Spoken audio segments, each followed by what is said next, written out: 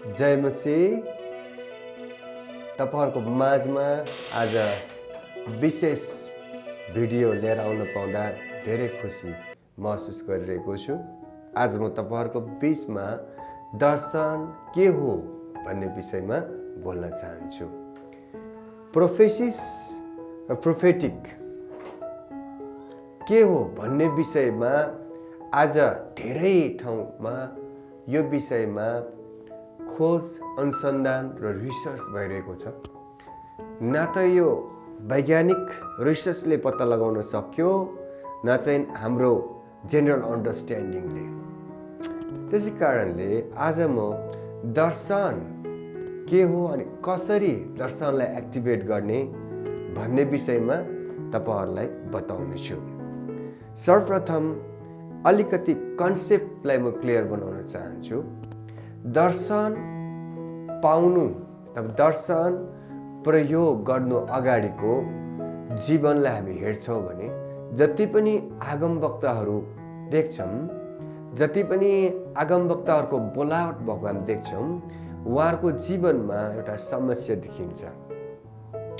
जस्तै हामी सामुएल आगमवक्ताको जीवनमा हेर्छौं भने उसको जीवनमा आफ्नो आमा बुवाबाट टाढा बसेर मन्दिरको सेवा गरेको हामी पाउँछौं।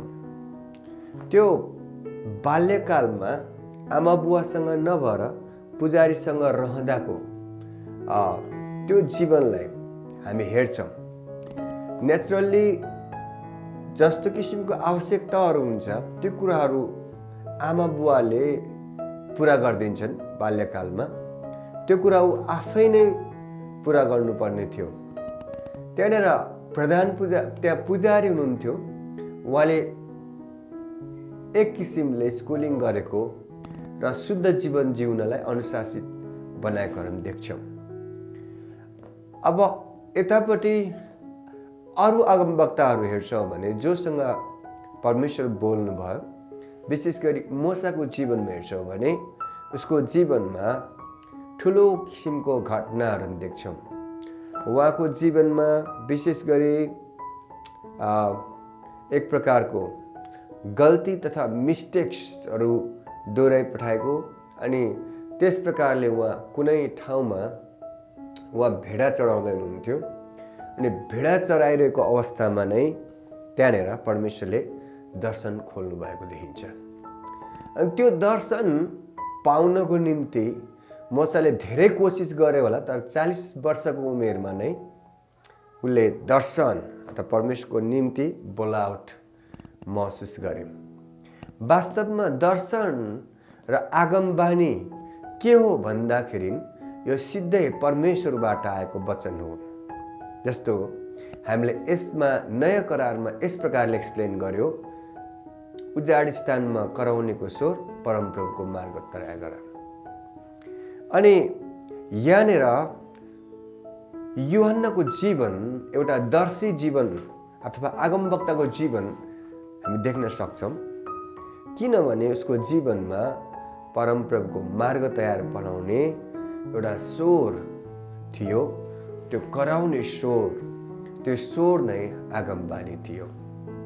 त्यसकारण आगमबानी चाहिँ त्यो कुरा हो जो आगमवक्ताको मुखबाट बोलेको हुन्छ अनि आगमबानी चाहिँ त्यो चीज हो जो परमेश्वरले आफ्नो दासहरूबाट प्रकट गर्नुहुन्छ।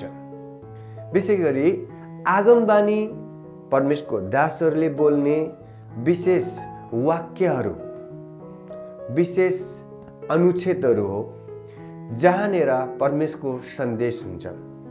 अनि यहाँनिर आगमवक्ताहरू दुई प्रकारको देख्न सक्छौं, एउटा मेजर आगमवक्ता, एउटा माइनर आगमवक्ता।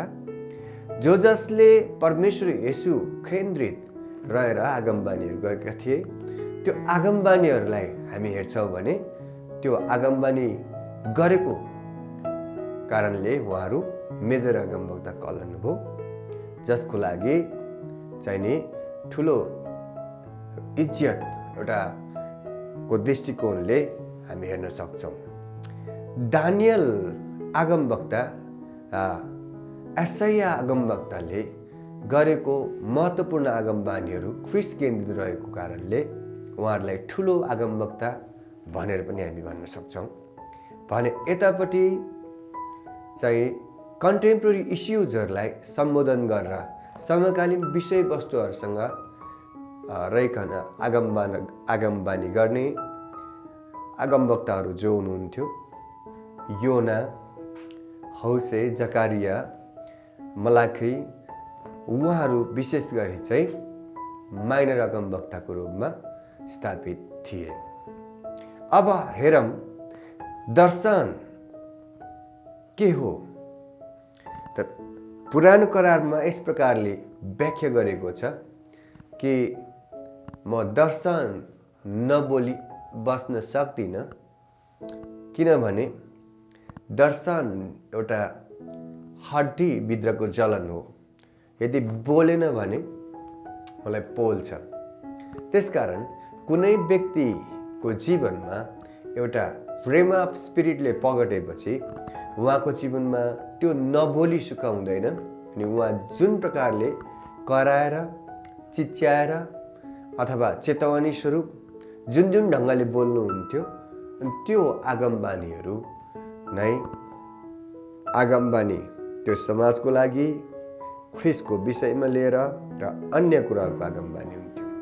आज त्यो आगमबानीहरू बोलेको कारणले उहाँहरू आगमवक्ता कहलाउनुभयो। अब त्यो आगमबानीहरू कसरी प्राप्त गर्न सक्यो त? पहिलो नम्बरमा चाहिँ आगमबानी प्राप्त गर्ने, सिक्ने भन्दा पनि माग्ने कुरा इम्पोर्टेन्ट देखिन्छ। जस्तै हामी सामान्य ढङ्गले कुनै पाठहरू घोकेर सिकिन्छ, तर आगमबानी चाहिँ घोक्ने पाठ नभएको कारणले परमेश्वरसँग प्रार्थना गरेर माग्ने कुराहरू देखिन्छ। जस्तो हामी उदाहरणमा हेर्छौँ भने पुरानो समयमा धेरै आगमवक्ताहरू थियो जसले अफिस अफ प्रोफेट मार्फतबाट विभिन्न किसिमको प्रोफेटिक स्किलहरू सिकेको थियो। अनि त्यो प्रोफेटिक सिपहरू, त्यो एबिलिटिजहरूको बारेमा राम्रो ज्ञान थियो, तर प्रोफेसाइ गर्न सकेन। उहाँहरू अनुशासित जीवन जिउने अनि खानपानमा ध्यान दिने हर प्रकारको कोसिसहरू गरी पठाउनु भयो, तर आगमबानी चाहिँ सिक्न सकेन। अनि आगमबानी जसरी जुन प्रकारले एउटा सिलेबस करिकुलम बनाएर एउटा गाइडेड लर्निङको रूपमा चाहिँ सिकिराख्नु भएको थियो, त्यो अनुसारको लर्निङ एचिभमेन्ट नभएको देखिन्छ। उता गिदोनले चाहिँ आगमबानी गर्नको निम्ति त्यहाँनिर सरकारले व्यवस्था गरेको महँगो महँगो खानेकुराहरू अनि लग्जरियस पिउने कुराहरू, त्यो मद्यपान खाने पिउने, त्यो राजकीय खानदान खाने, त्यो चाहिँ नि जुन आहारको व्यवस्था गरेको थियो सरकारले, त्यो कुराहरू फर्काएर सादा खाना, खाने साग चाहिँ मगाएको देखिन्छ। र उहाँको आगमबानी एकदमै साफ, एकदमै धारिलो, तेज भएको देखिन्छ। अब कुरा गरौँ प्रोफेटिक स्किलको बारेमा। आगमवक्ताले जुन कुराहरू देखेको हुन्छन् त्यो विशेष गरी कि चाहिँ परमेश्वरबाट सुनेको हुनुपर्दछ, अनि कि चाहिँ नि परमेश्वरबाटले देखाउनु भएको त्यो हेरेको हुनुपर्ने हुन्छ। त्यसकारणले हामीले हाम्रो आँखाहरू तयार राख्नुपर्छ ताकि परमेश्वरले देखाउनु भएको कुराहरू हामी हेर्न सकौँ। अनि हामीले आफ्नो कानहरू तयार गर्नुपर्छ ताकि परमेश्वरले सुनाउनु भएको त्यो कुराहरू हामी सुन्न सकौँ। जब हामी परमेश्वरले बोल्नु भएको कुराहरू सुन्छौँ र परमेश्वरले देखाउनु भएको त्यो दर्शनहरू देख्छौँ भने त्यही देखेको दर्शन र सुनेको त्यो आवाजहरूलाई हामी कम्युनिटीमा, व्यक्तिमा, मण्डलीमा, राष्ट्रमा सुधारको निम्ति चेतावनीको निम्ति र प्रकाशको निम्ति आगमबानी गर्छौँ। अब आगमबानी बोल्ने व्यक्तिहरू कस प्रकारले कुन स्रोतबाट आगमबानीहरू लिन्छन् त भन्ने विषयमा ध्यान दिनेछौँ। पहिलो नम्बरमा उहाँहरूले सपनाको दर्शनलाई आधार बनाउनुहुन्छ। जति पनि आगमवक्ताहरू थिए उहाँहरूले सपना दर्शन राम्रोसँग अध्ययन गर्नुहुन्थ्यो। सपनामा उहाँहरूलाई परमेश्वरले आएर बोल्नुहुन्थ्यो अनि त्यही कुरा उहाँहरूले मानिसको बीचमा बताउनुहुन्थ्यो। जसरी हामी हेर्छौँ योसेफको जीवनमा जुन प्रकारको सपना देख्नु भएको थियो त्यो दर्शनको बारेमा जसै उहाँले बताउनु भयो त्यो कुरा चाहिँ आगमबानी भयो। अब त्यसपछि अब सपना दर्शन पछाडि अर्को एउटा प्रमुख दर्शन छ हृदयको दर्शन। जुन कुरा परमेश्वरले हृदयमा बोल्नुहुन्छ अनि त्यो हृदयको दर्शनलाई चाहिँ हामीले पर्सिभ गरेको हृदयको दर्शनलाई हामीले त्यसलाई बताउने काम गर्छौँ। त्यो प्रकारको दोस्रो प्रकारको स्रोत त्यस्तो प्रकारको स्रोतबाट प्राप्त गर्न सक्छौँ। अर्को हामी आगमबानी बोल्दाखेरि महसुस गर्छौँ। जसै आगमवक्ताले कसैको बारेमा प्रोफेसाइज गरिरहेको हुन्छ त्यो बेलामा त्यो व्यक्तिको जीवनमा भएको त्यो बन्धनहरूलाई हाम्रो शरीरमा चाहिँ त्यो बन्धनहरू सर्दछ। त्यस कारणले उहाँको जिउमा यस्तो भागमा यो एरियामा यस प्रकारको बिमारी पनि भएको हो, उहाँको जीवनमा यस्तो खालको समस्या रहेछ, उहाँको मनमा यस्तो किसिमको कुराहरू खेल्दो रहेछ, उहाँको दिमागमा यस प्रकारको दुष्ट आत्माले चलाउने रहेछ भन्ने कुराहरू प्रोफेसाइ गरिपठाएको हामी देख्छौँ। अर्को हृदयको दर्शन पछाडि चाहिँ आवाजको दर्शन। परमेश्वर बोल्ने परमेश्वर हुनुहुन्छ, उहाँ जीवित परमेश्वर हुनुभएको कारणले परमेश्वरले बोलेको कुराहरू प्रत्यक्ष मानिसहरूले सुन्ने गर्दछ अनि त्यही कुराहरू कम्युनिटीमा चर्चमा व्यक्तिलाई प्रोफेटिक तरिकाले उहाँले बताउनुहुन्छ। अब अर्को दर्शन छ चाहिँ नि प्रकाशको दर्शन। प्रकाशको दर्शन चाहिँ परमेश्वर हर समयमा हर व्यक्तिसँग बोलिरहेको हुन्छ हर माध्यमबाट अनि त्यो माध्यमबाट बोलिएको कारणले गर्दाखेरि गहिरो रूपमा आत्मिकी जागृतिमा रहेको व्यक्ति परमेश्वरको उपस्थितिमा रहने व्यक्तिले परमेश्वरले बोल्दै गरेको कुराहरू देखाउँदै गरेको कुराहरू प्रकाश खुलाउन सक्नुहुन्छ।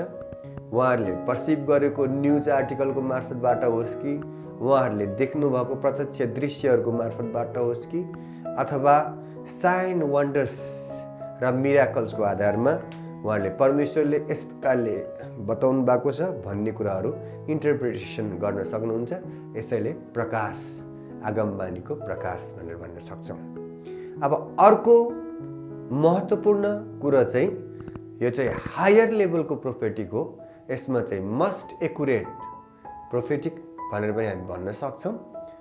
प्रत्यक्ष दर्शन जसरी हामी भिजुअल मुभिजहरू हेर्छौँ त्यस प्रकारले अक्षरहरू फोन नम्बरहरू मोबाइल नम्बर्सहरू नामहरू त्यो आँखामा फिल्मको तवरले घुमिरहेको हुन्छ अनि त्यही कुराहरू देखेको आधारमा आगमवक्ताहरूले आर्टिकुलेट गरेर बताउनुहुन्छ। यति नम्बर यति सिट अनि त्यसपछि हृदयको दर्शनले यसमा यस्तो हुन लागेको हो भनेर बताउनुहुन्छ। तब कानमा आवाज आउँछ। त्यस प्रकारले आगमबानी यस प्रकारले गर्न सकिन्छ। अब आगमबानीको विभिन्न पक्षहरू।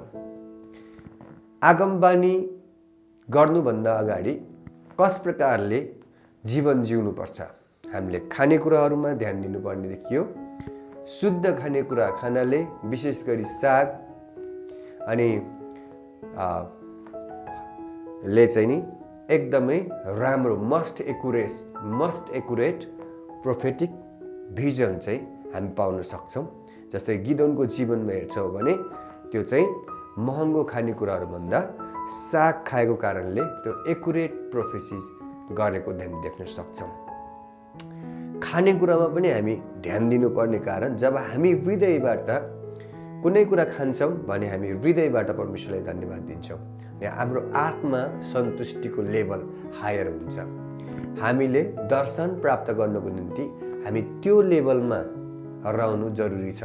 फोकसको त्यो लेभलमा जुन हाम्रो स्ट्रेसलाई चाहिँ जेरो लेभलमा झार्न सकौँ, हाम्रो एन्जाइटीलाई चाहिँ न्युट्रलाइज गर्न सकौँ, हाम्रो सम्बन्ध परमेश्वरसँग मात्र रहन सकियोस्। अर्को दोस्रो पक्ष होली कम्युनियन, होली मास। जब त्यहाँनिर विश्वासीहरूको बीचमा आगमबानी गर्न सकिन्छ, तर त्यही आगमबानीहरू चाहिँ सेकुलर मानिसहरू अन्य व्यक्तिहरूको माझमा गर्न गाह्रो हुन्छ। किनभने जति पनि आगमवक्ताहरूले आगमबानी गरेको हुन्छ उहाँहरूलाई अझै क्लियर दर्शनहरू खुलेको हामी देख्छौँ। जसै पनि हामी येशू ख्रीष्टको जीवनमा हेर्छौँ भने प्रभु येशू ख्रीष्ट स्वयंले बताउनु भएको कुराहरू यस्तो छ कि त्यहाँनिर धेरै आश्चर्य कर्महरू हुन सक्थ्यो तर हुन सकेनन्, किनभने मानिसहरूको हृदयमा अविश्वास थियो। विश्वासीहरूको जीवनमा त्यो प्रकारको प्रेरणा अनि पवित्र आत्मा हुनुहुन्छ, अनि त्यो पवित्र आत्माको प्रेरणामा आगमबानी गर्न अलि सजिलो हुन्छ। यसकारणले गर्दा यो कुरामा पनि ध्यान दिनुपर्ने हुन्छ। अब सिद्धता बिना चाहिँ परमेश्वरलाई देख्न सक्दैन भन्ने वचनलाई हामी हेर्छौँ। मत्ती 8:5-8 हामी हेर्छौँ भने शुद्ध हृदय हुनेहरूले परमेश्वरलाई देख्नेछन् भन्ने कुराहरू छ। हाम्रो हृदयलाई चाहिँ सफा राख्नु पर्यो। हाम्रो जीवनमा spirit of loss, spirit of perversion, spirit of anxiety, विभिन्न किसिमको तनावहरू कारणले हृदयमा त्यस प्रकारको प्रेसरको कारणले गर्दा हामी आगमबानी देख्न सक्दैनौँ। अब हामीले ध्यान दिनुपर्ने कुरा चाहिँ यो हो कि आगमबानी गर्दाखेरि हाम्रो दैनिक जीवन कसरी जिइरहेका छौँ। जति पनि मानिसहरूको अनुभव छ उहाँहरूको जीवनमा व्यभिचारको कारणले र अन्य कारणले त्यो पाएको दर्शन गुमाएको उदाहरणहरू छ। यसकारण एकचोटि दर्शन पाइसकेपछि पनि उहाँले शुद्ध जीवन जिउनुपर्ने, पवित्र जीवन जिउनुपर्ने र धार्मिक जीवन जिउनुपर्ने देखिन्छ। हुन्छ, धन्यवाद छ। फेरि पनि अर्को भिडियो कसरी आगमबानी गर्ने भन्ने विषयमा तपाईँहरूको माझमा ल्याएर आउनेछौँ। तबसम्मको लागि जय मसीह।